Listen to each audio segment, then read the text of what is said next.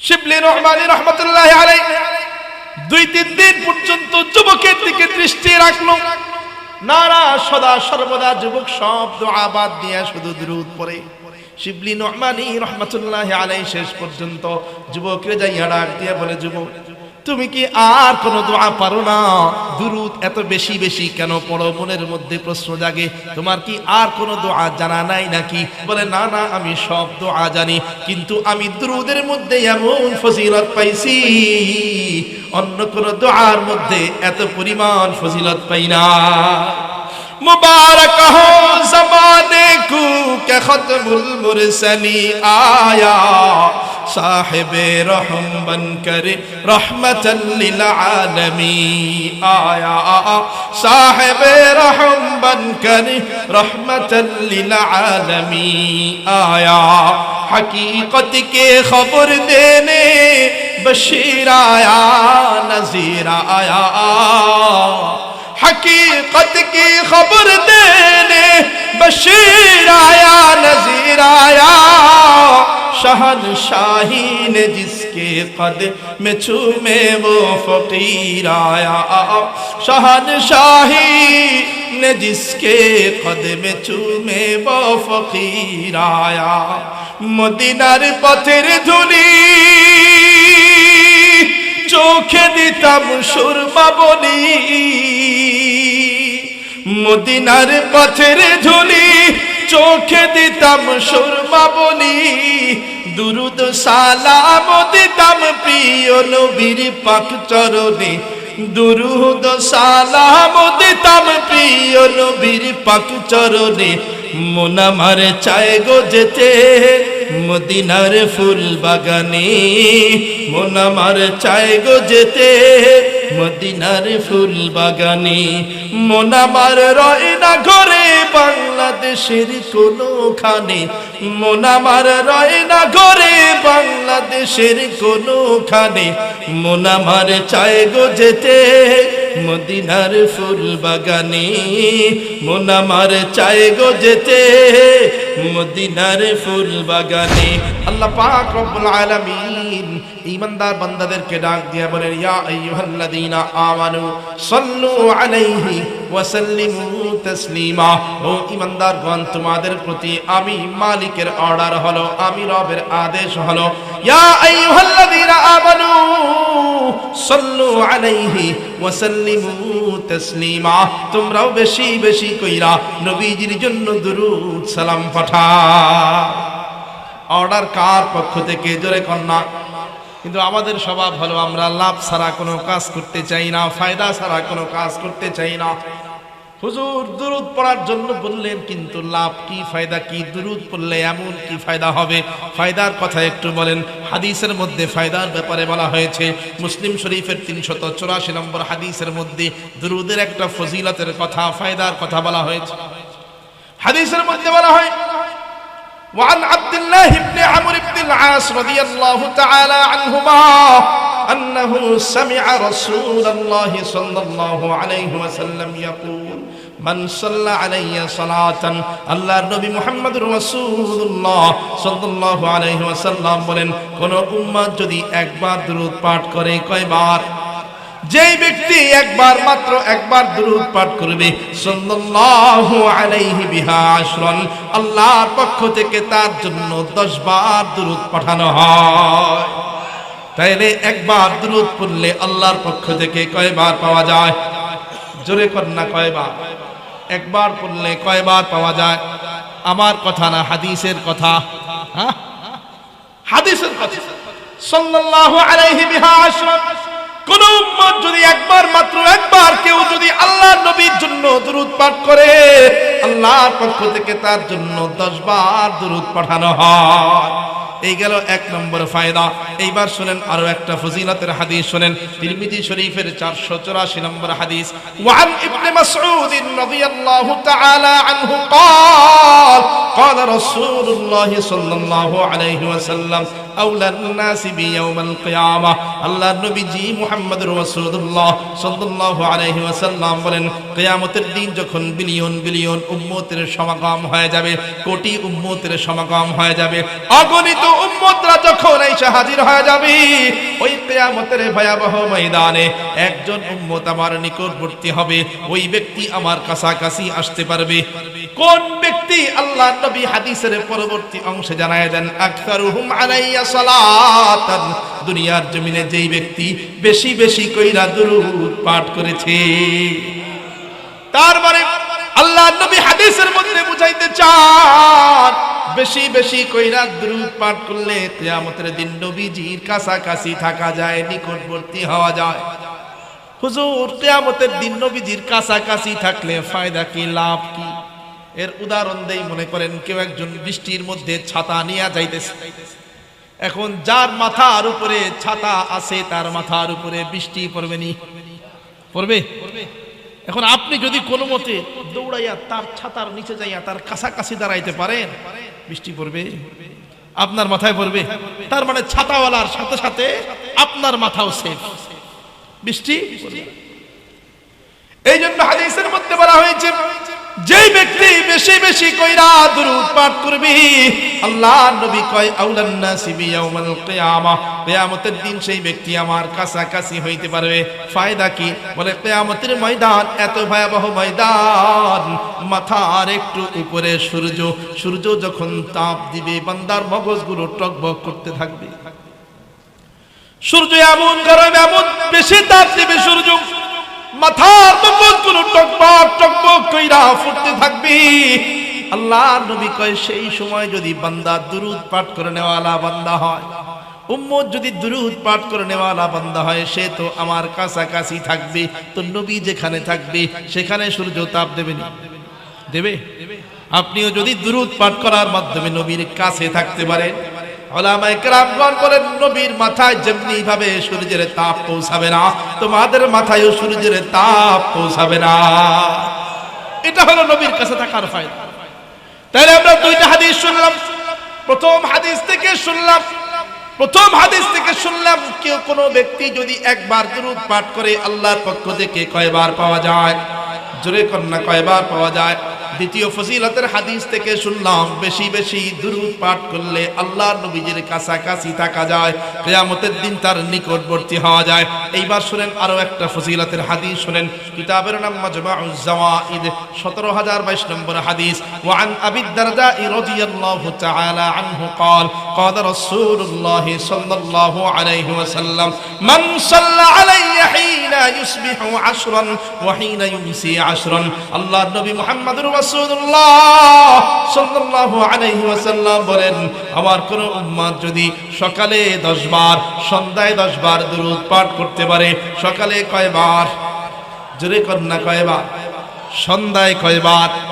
আল্লাহর নবী বলেন, আমার কোন উম্মত যদি সকালে 10 বার, সন্ধ্যায় 10 বার দুরূদ পাঠ করে, আদরাকাতহু শাফাআতি ইয়াউমাল কিয়ামা, কিয়ামতের দিন আমি ওই উম্মতের জন্য আল্লাহর দরবারে সুপারিশ করতে হাজির হয়ে যাব। আহমদ হে মুহাম্মদ হে ওহি খতমে রসুল হে, अहमद है मोहम्मद है वही खत्म रसूल है, मखदूम मुरब्बी है वही वाली कुल है, मखदूम मुरब्बी है वही वाली कुल है, वो हाशमी मक्की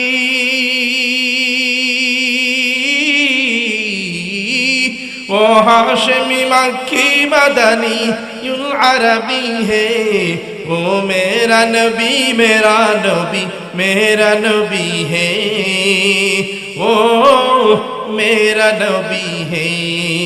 पहले निरालाई गो नबी पहले निरालाई, पहले निरालाई गो नबी पहले निरालाई, कौन?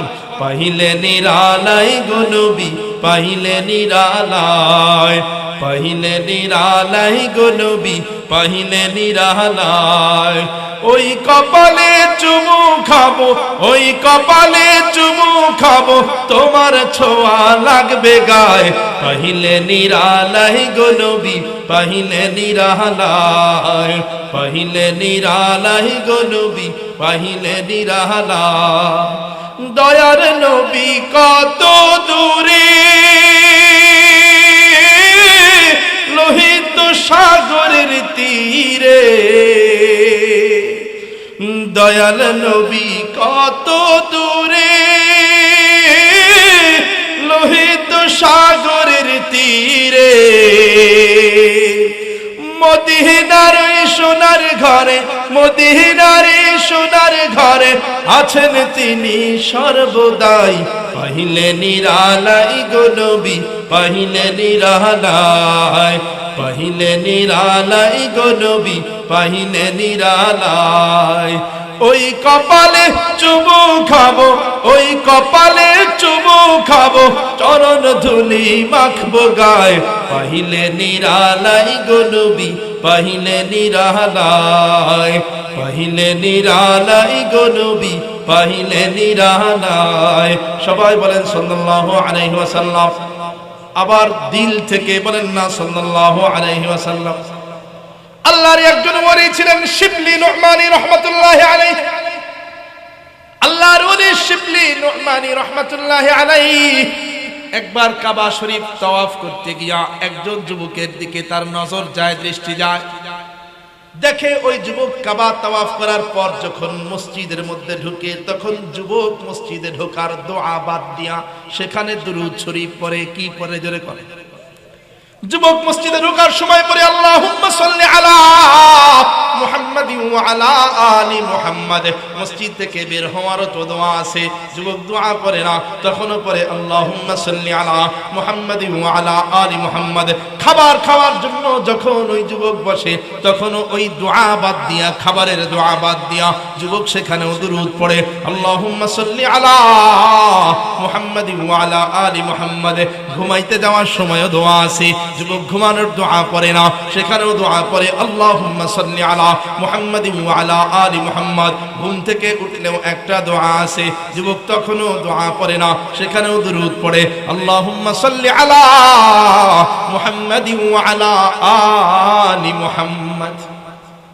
শিবলি নু'মানী রাহমাতুল্লাহি আলাইহি 2-3 দিন পর্যন্ত যুবকের দিকে দৃষ্টি রাখলো নারা সদা সর্বদা যুবক সব দোয়া বাদ দিয়া শুধু দুরূদ পড়ে শিবলি নু'মানী রাহমাতুল্লাহি আলাইহি শেষ পর্যন্ত যুবককে যাইয়া ডাক দিয়া বলে যুবক তুমি কি আর কোনো দোয়া পারো না দুরূদ এত বেশি বেশি কেন পড়ো মনের মধ্যে প্রশ্ন জাগে তোমার কি আর কোনো দোয়া জানা নাই নাকি বলে না না আমি সব দোয়া জানি কিন্তু আমি দুরূদের মধ্যে এমন ফজিলত পাইছি অন্য কোন দোয়ার মধ্যে এত পরিমাণ ফজিলত পাই না অন্য কোন দোয়ার মধ্যে এত পরিমাণ ফজিলত পাওয়া যায় না দুরূদের মধ্যে আমি এমন ফজিলত পাইছি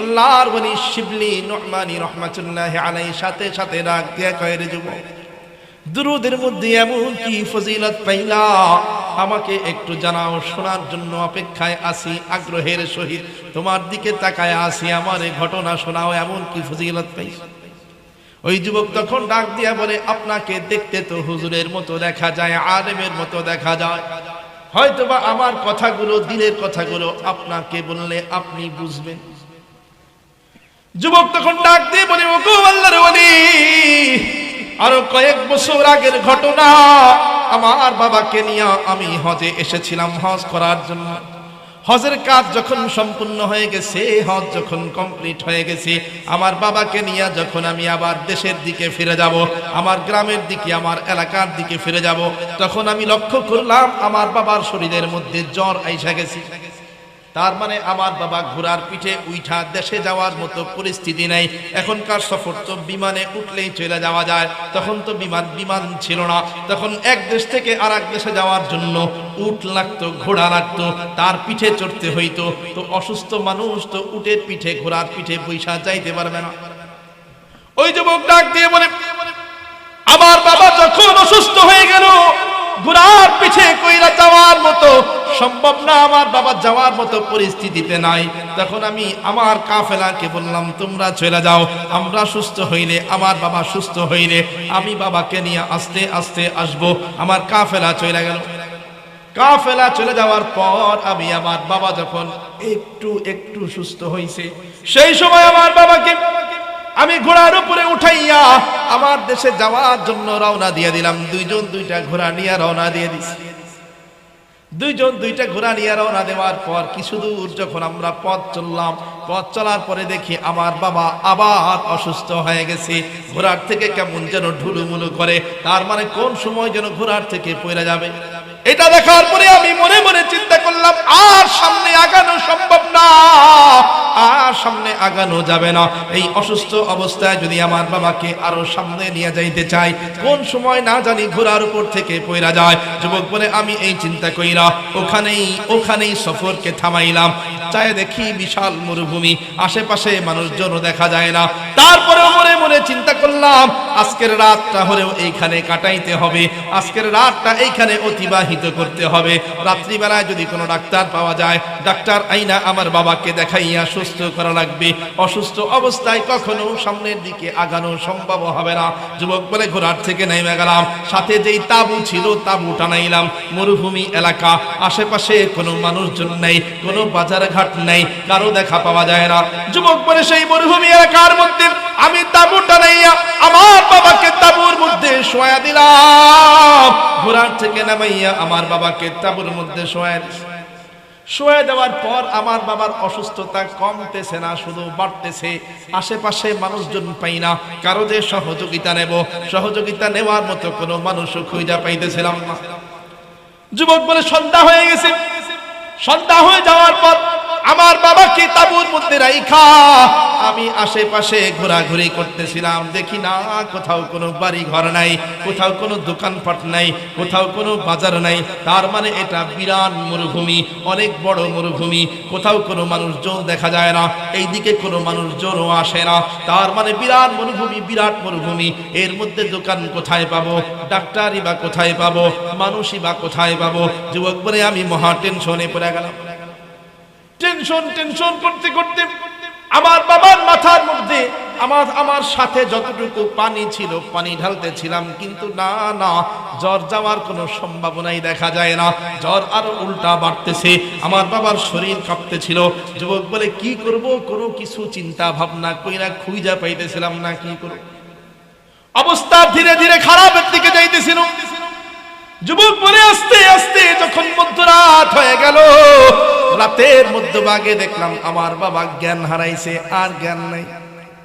যুবক বলে অনেক চেষ্টা করলাম, মাথার মধ্যে হাত দিয়া অনেক মাথা টিপে দিলাম, হাত পা টিপে দিলাম, অনেক ভাবে চেষ্টা করতেছিলাম জ্ঞান ফেরানোর জন্য, কিন্তু জ্ঞান তো আর ফিরল না।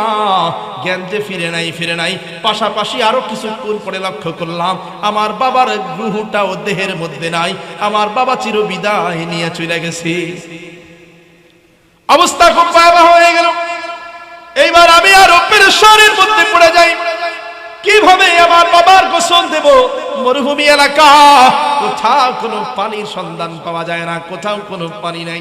কোনো মানুষের যে সহযোগিতা নেব, না, কোনো মানুষজনও দেখা যায় না, কোনো বাড়ি ঘর নাই, কোনো দোকানপাট নাই, আশেপাশে মানুষের ছায়াও দেখা যায় না। কার সহযোগিতা নেব? কাকে যাই জিজ্ঞাসা করব পানি পাওয়া যাবে কোথায়? কাকে জিজ্ঞাসা করব কাফন পাওয়া যাবে কোথায়? কাকে জিজ্ঞাসা করব কবর কোথায় দেব? একা একা কেমনে কি কবর দেব? মহা টেনশনে পড়ে গেছি, চিন্তিত হয়ে গেছি। যুবক বলে চিন্তা করতে করতে কিছু সময় অতিবাহিত হওয়ার পর আমি যখন আমার বাবার চেহারার দিকে তাকাইলাম, যুবক কয় আমি আমার বাবার চেহারার দিকে তাকাইয়া আরো ভয় পেয়ে গেলাম। তাকায় দেখি বাবার চেহারা আগের মতো নাই। বাবার চেহারা কেমন যেন কালো কালো হয়ে গেছে, কালো বর্ণের হয়ে গেছে, আর মানুষের চেহারার মতো চেহারা দেখা যায় না, কেমন যেন জন্তু জানোয়ারের মতো দেখা যায়।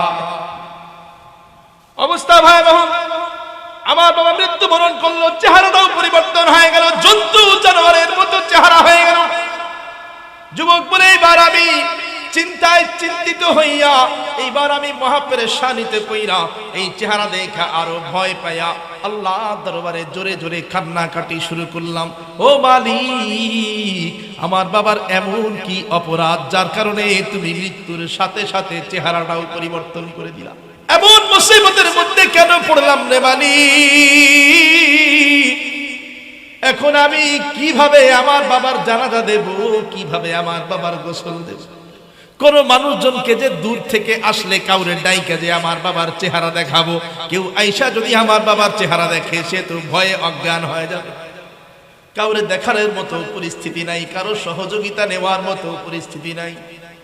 যুবক বলে আমি এইভাবে কান্না করতে করতে করতে করতে কোন সময় যে ঘুমায় গেলাম নিজেও টের পাই নাই। কান্না করতে করতে একটা সময় ঘুম এসে গেল। যুবক বলে আমি ঘুমের ভিতরে যখন ঘুমাইতেছিলাম, ঘুমের ভিতরে হঠাৎ করে স্বপ্ন দেখলাম এক আল্লাহর ওলি আমার বাবার লাশের পাশে আইসা দাঁড়াইছে।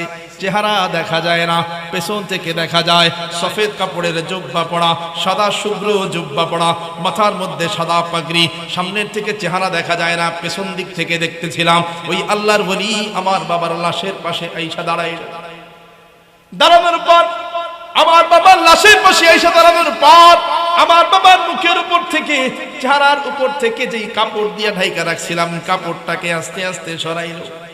সরানোর পরে ওই যে কুচকুচে কালো চেহারা, জন্তু জানোয়ারের মতো চেহারা, কেমন যেন ভাইসা। কিন্তু ওই আল্লাহর ওলি চাদরের ভেতর থেকে নিজের হাত বের করলো।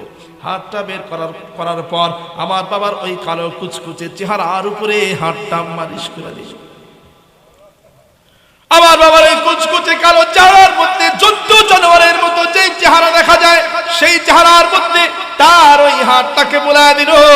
যুবক কয় আমি স্বপ্নের মধ্যে উকি দিয়া দেখতেছিলাম, যেই না মাত্র আমার বাবার ওই চেহারার মধ্যে তার হাতটা বুলায় দিল।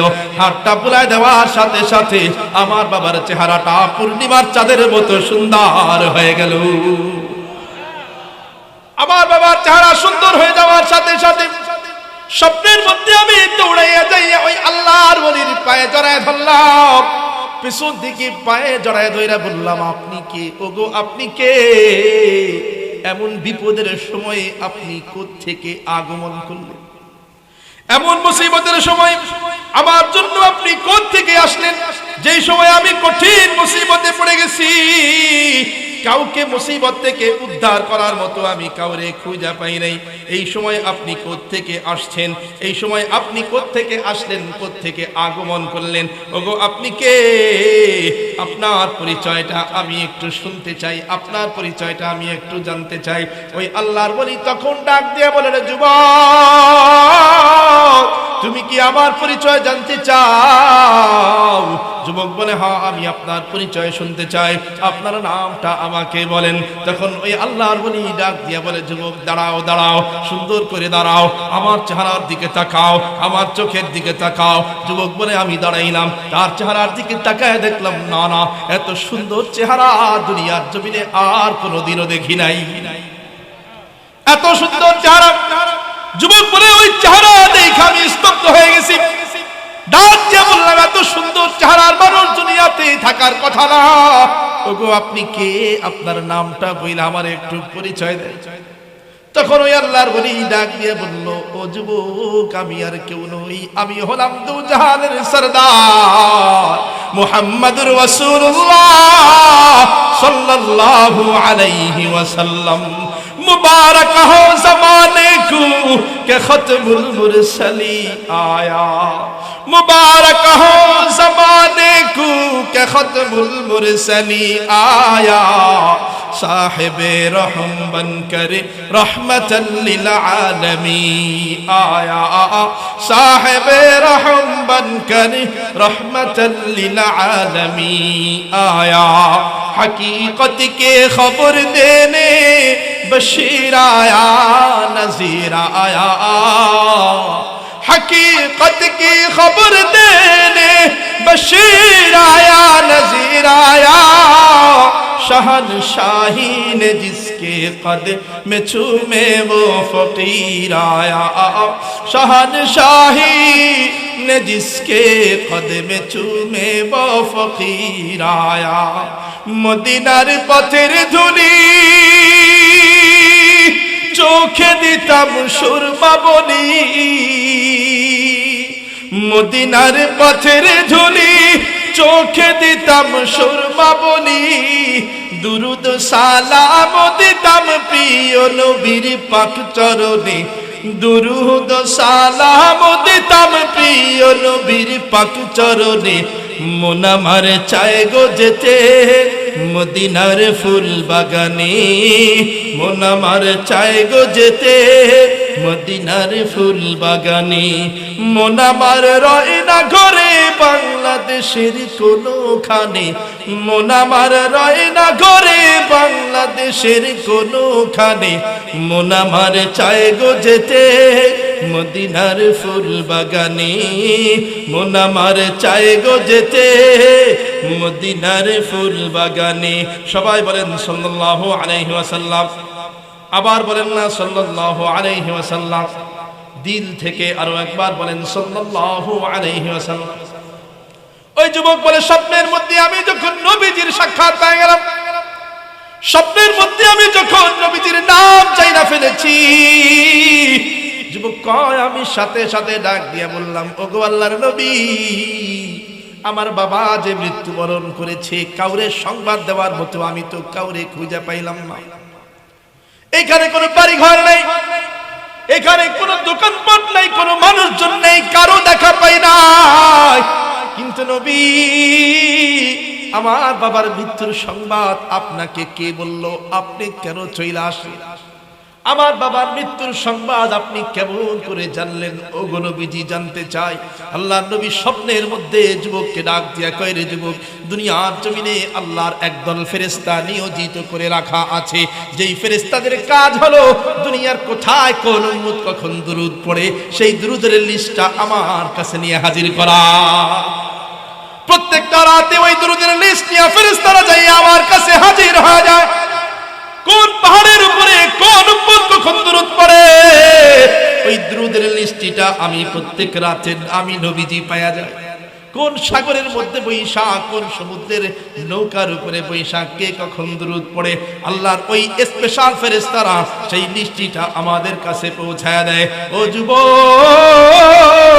তোমার বাবা যদিও বা গুনাহগার ছিল, কিন্তু তোমার বাবার শত শত গুনাহের মধ্যে একটা নেক আমল ছিল। সেই নেক আমলটা হলো তোমার বাবা প্রত্যেকদিন 300 বার করে দুরূদ পড়েছে। প্রত্যেকদিন তোমার বাবা 300 বার করে আমাকে স্মরণ করেছে, 300 বার করে আমার জন্য তোমার বাবা দুরূদ পড়েছে। ঈদের দিনেও তোমার বাবা দুরূদ পড়তে ভুলা যায় নাই, শত ব্যস্ততার মধ্যেও তোমার বাবা দুরূদ পড়তে ভুলা যায় নাই। সব সময় 300 বার করে তোমার বাবা আমাকে স্মরণ করেছে। আজকে রাতে যখন ওই আল্লাহর স্পেশাল ফেরেশতার বাহিনী আমার কাছে যখন দুরূদের লিস্ট নিয়ে গেল, তখন আমি তাকায় দেখলাম তোমার বাবার নাম দেখা যায়, কিন্তু দুরূদের সংখ্যাটা লেখা নাই। জিজ্ঞাসা করলাম ও ফেরেশতারা, এই যে আমার যে আশিক, আমার যে পাগল, এই পাগল তো আমার দুরূদ পড়তে কোনোদিন ভুলা যায় না, আজকে এই পাগলটা দুরূদ পড়তে কেন ভুলা গেল? এই পাগল আজকে কেন দুরূদ পড়লো না? এই যে কয়েক বছর যাবত প্রত্যেক দিন লিস্টির মধ্যে দেখি তার নামের পাশে পাশে দুরূদের সংখ্যা লেখা থাকে, আজকে দেখি সে দুরূদ পড়ে নাই, কেন সে আজকে দুরূদ পড়লো না? ফেরেশতারা তখন নবীজিকে জানায়, নবীজি বলেন ফেরেশতারা তখন আমাকে জানায় যে আপনার ওই আশিক, আপনার ওই পাগল সারাটা দিন অসুস্থ ছিল, রাত্রিবেলায় ইন্তেকাল করেছে, এই কারণে আজকের দিনে দুরূদ পাঠ করতে পারে নাই, আজকে আপনাকে স্মরণ করতে পারে নাই। আল্লাহর নবীজি বলেন আমি সাথে সাথে ফেরেশতাদেরকে জিজ্ঞাসা করলাম, ও ফেরেশতারা রে, আমার এই পাগলের সাথে আল্লাহ পাক রব্বুল আলামিন কেমন ব্যবহার করেছেন, তার জিন্দেগি কেমন ছিল, তার সঙ্গে ব্যবহার কেমন করা হয়েছে? ফেরেশতারা তখন জানায়, ফেরেশতারা নবী বলেন ফেরেশতারা তখন আমারে জানাইলো আপনার এই পাগল সারা জিন্দেগি বড় গুনাহ করেছে, বড় গুনাহগার ছিল, এই কারণে মরণের সাথে সাথে চেহারা পরিবর্তন করে দেওয়া হয়েছে। এই কারণে মরণের সাথে সাথে চেহারা গুনাহের কারণে পরিবর্তন হয়ে গেছে। আল্লাহর নবী কয় যখন আমি শুনলাম আমার এই পাগলের চেহারাকে গুনাহের কারণে পরিবর্তন করে দেওয়া হয়েছে, তখন আমি নবী আর থাকতে পারি নাই, তখন আমি আর থাকতে পারলাম না। তখন আমি চিন্তা করলাম এই ব্যক্তি কোনদিন আমারে ভুলা যায় না, প্রত্যেক দিন 300 বার করে আমারে স্মরণ করেছে, আজকের এই দুর্দিনে আমি যদি এই আশিকরে ভুলে যাই, আমি যদি আমার এই পাগলরে ভুলে যাই, আমি কেমন রহমতের নবী হইলাম। আজকের এই দুর্দিনে যদি আমি আমার এই পাগলকে ভুলে যাই, যে প্রত্যেক দিন 300 বার করে আমার স্মরণ করতো, কোনোদিনও ভুলে যাইতো না, ঈদের দিনও ভুলে যাইতো না, ছুটির দিনেও ভুলে যাইতো না, ব্যস্ততার দিনেও ভুলে যাইতো না, এই পাগল রে আমি নবী যদি আজকে ভুলে যাই, আমি কেমন দয়ার নবী হইলাম, আমি কেমন মায়ার নবী হইলাম। নবী কয় এই কারণে আমি আর থাকতে পারি নাই, আর থাকতে পারি না। हर के साजद वर्द जा सल्ली अला हाजते दारैन गिरदद रवा बर मोहम्मद मीर सानम सद सलाम बर मोहम्मद मीर सानम सद सलाम आ शफीए मुजरिमा यौमुल क़ियाम आ शफीए मुजरिमा यौमुल क़ियाम। जोरे कन्ना सल्लल्लाहु अलैहि वसल्लम, আরো জোরে বলেন না সাল্লাল্লাহু আলাইহি ওয়াসাল্লাম। যুবক কয় আমি যখন এই কথা শুনলাম, খুশির আর কোনো সীমা নাই, কোনো শেষ নাই। খুশিতে খুশিতে আমি ওই স্বপ্নের মধ্যে জোরে একটা চিৎকার দিলাম। এত জোরে চিৎকার দিয়েছি, চিৎকার দেওয়ার সাথে সাথে আমার ঘুম ভেঙে গেল। যুবক বলে এইবার আমার সব পেরেশানি দূর হয়ে গেছে, আর কোনো টেনশন নাই। ঘুম ভাঙার সাথে সাথে আমি দৌড় দিলাম, আমার বাবার চেহারা আসলেই পরিবর্তন হয়েছে কিনা দেখার জন্য আমি দৌড় দিলাম। যুবক কয় দৌড় দিয়া যেই না মাত্র আমার বাবার চেহারার উপর থেকে কাপড়টা উঠাইলাম, দেখি হা হা ওই পূর্ণিমার চাঁদের মতো সুন্দর চেহারা দেখা যায়। জোরে কোন সুবহানাল্লাহ। যুবক বলে এইবার আমার খুশির কোনো শেষ নেই। খুশিতে খুশিতে তাড়াতাড়ি তায়াম্মুম কইরা শুকরিয়ার নামাজে দাঁড়ায় গেলাম। শুকরিয়ার নামাজ পড়া রাত কাটায় দিলাম। ফজরের ওয়াক্ত যখন চলে আসছে, যুবক কয় আমি সাথে সাথে নামাজে দাঁড়ায় গেছি। ফজরের নামাজে লম্বা করাত দিয়া নামাজ পড়তেছি। মনে মনে ভাবলাম নামাজের পরে একা একাই গোসল দেওয়ার ব্যবস্থা করব, একা একাই কাফন দেওয়ার ব্যবস্থা করব, দাফন দেওয়ার ব্যবস্থা করব। যেহেতু আশেপাশে কোনো মানুষজন নাই, আশেপাশে কোনো এলাকা নাই, কোনো বাড়ি ঘর নাই। যুবক বলে সারা রাত শুকরিয়ার নামাজ পড়া ফজরের নামাজে যখন দাঁড়াইছি, লম্বা করাত দিয়ে নামাজ পড়তেছিলাম। যুবক বলে নামাজের মধ্যে হঠাৎ করে কানে আওয়াজ আসলো, পেছনে কারা যেন কথা কয়। কিরে কোনো মানুষজন নাই, এলাকা নাই, কোনো বাড়িঘর নাই, মানুষ কোত্থেকে আসলো, পেছনে কারা কথা বলে। যুবক বলে সূরাকে ছোট কইরা সংক্ষিপ্ত কইরা, কিরাতকে সংক্ষিপ্ত কইরা তাড়াতাড়ি সালাম ফিরায় দিলাম। সালাম ফিরায় দেখি দলে দলে লোকজন আসতেছে, দলে দলে মানুষজন আসতেছে, দলে দলে মানুষের আগমন হইতেছে, দলে দলে মানুষজনের সমাগম হইতেছে। ডাক দিয়া বললাম ও ভাই তোমরা কারা, কেন এইখানে আইসা সমাগম হইতেছ, এইখানে কেন জামায়াত হইতেছ? ওই লোকেরা তখন ডাক দিয়া বলল রে যুবক, আমরা খবর পাইলাম এই মরুভূমির মধ্যে নাকি একজন আল্লাহর ওলির লাশ পড়ে আছে। আমরা সংবাদ শুনলাম মরুভূমির মধ্যে নাকি একজন আল্লাহর ওলির লাশ পড়ে আছে। যুবক বলে এই মরুভূমির মধ্যে আমি আর আমার বাবা ছাড়া কেউ নাই, কেউ নাই। এইখানে আর কোনো লাশ থাকার কথা না, লাশ যেটা আছে সেইটা আমার বাবার লাশ। কিন্তু আমার মনের প্রশ্ন হলো, আমি তো কাউরে সংবাদ দিলাম না, কাউরে জানাইলাম না, জানানোর জন্য কোনো মানুষ খুঁজে পাইলাম না। কিন্তু তোমরা কেমনে সংবাদ পেয়ে গেলা, কেমনে সংবাদ পেয়ে গেল? ওই সময় ওই বান্দাগুলো ডাক দিয়ে বলে, ওই মানুষগুলো ডাক দিয়ে বলে, যুবক গভীর রাত্রি বেলায় আমরা যদিও বা এই এলাকার না, আমরা পাশের এলাকার বাসিন্দা, আমরা মুসলমান। গভীর রাত যখন হইল, ওই রাত্রি বেলায় কে যেন আমাদের দরজার মধ্যে টোকা দিয়া দিয়া বলতেছিল, কোন মুসলমান আছো, নিজের গুনাহ ক্ষমা করাইতে চাও? কানের মধ্যে আওয়াজ গেল, কে যেন আওয়াজ কইরা কইরা ডাকে, কোন মুসলমান আছো, নিজের গুনাহ ক্ষমা করাইতে চাও? ঘুম থেকে ওইটা পয়সা গেলাম, আমরা সবাই তো নিজের গুনাহ ক্ষমা করাইতে চাই। ওই ঘোষণাকারী আরো জোরে জোরে চিৎকার করে জানায় দিল, যারা নিজের গুনাহ ক্ষমা করাইতে চাও, অমুক মরুভূমির ভিতরে ছুইটা যাও, ওইখানে একজন আল্লাহর ওলির লাশ পড়ে আছে, তাড়াতাড়ি যাইয়া তোমরা তার লাশের জানাজায় শরীক হও, তাহলে তোমাদের জিন্দেগির গুনাহগুলো ক্ষমা করে দেওয়া হবে। এইভাবে যখন আমরা ঘোষণা শুনতেছিলাম, আর ঘুমায় থাকতে পারি না। বিছানায় আর পিঠ লাগায় রাখতে পারি নাই, তাড়াতাড়ি উঠা রওনা দিয়েছি, আমরা চলে আসছি। ও যুবক, এই আল্লাহর ওলি যদি তোমার বাবা হয় তাহলে শুনে নাও, আমরা নামাজ শেষ করার পরে আমরা নিজেরাই গোসল দেব, আমরা নিজেরাই দাফনের ব্যবস্থা করব, কাফনের ব্যবস্থা করব, এবং আমরা সবাই মিলে তোমার বাবার জানাজায় শরীক হইয়া নিজের গুনাহগুলো ক্ষমা করাইয়া নেব। हर के बाशद आमले सल्लू मदाम, हर के बाशद आमले सल्लू मदाम, आतिशे दोज़ख शुअद बरवई हराम, हर के साज़द विरद जा सल्ली अला, हर के साज़द विरद जा सल्ली अला, हाजते दारैने ऊ गिरद दरवा, बर मुहम्मद मीर सानम सद सलाम, बर मुहम्मद मीर सानम सद सलाम, आशफीए मुजरिमा यौमुल क़ियाम, आशफीए मुजरिमा यौमुल क़ियाम, रसूल नामी के नो मोदीना रसूल नामी, ওরে আকাশের হই চন্দ্র কেড়ে ওকে আইলো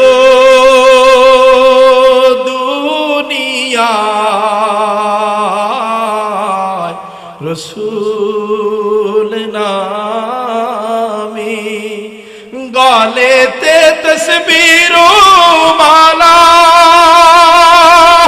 কে চলে ওই কামলিওয়ালা রে, গলেতে তসবির মালা, কে চলে ওই কামলিওয়ালা রে, ওরে আমার বুকের দরগাহ তলা, ওরে আমার বুকের দরগাহ তলা, তাহারে ডাকি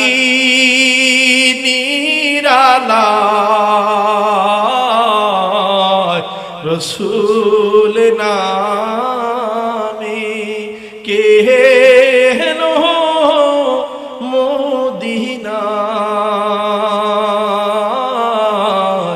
রসূল নামে। সবাই বলেন না সাল্লাল্লাহু আলাইহি ওয়াসাল্লাম। যুবকের মুখ থেকে শিবলি নু'মানী রাহমাতুল্লাহি আলাইহি এই ঘটনা শোনার পর শিবলি নু'মানী রাহমাতুল্লাহি আলাইহি ডাক দিয়া বলে, যুবক, এমন এক খুঁটি তুমি আঁকড়ে ধরেছো যেই খুঁটির নাম হলো দুরুদের খুঁটি। কিসের খুঁটি? কিসের খুঁটি? এমন এক খুঁটি তুমি আঁকড়ে ধরেছো যেই খুঁটির নাম হলো দুরুদের খুঁটি। ও যুবক, সকাল থেকে নিয়ে রাত পর্যন্ত এইভাবে তুমিও তোমার বাবার মতো যদি দুরুদ পাঠ করতে পারো, এই দুরুদের খুঁটিটাকে যদি তুমি শব্দ কইরা আঁকড়ে ধরতে পারো রে যুবক, তাহলে শুনে নাও, এই দুরুদের খুঁটিটা টানতে টানতে তোমাকে আল্লাহর জান্নাতে পৌঁছা দিবে।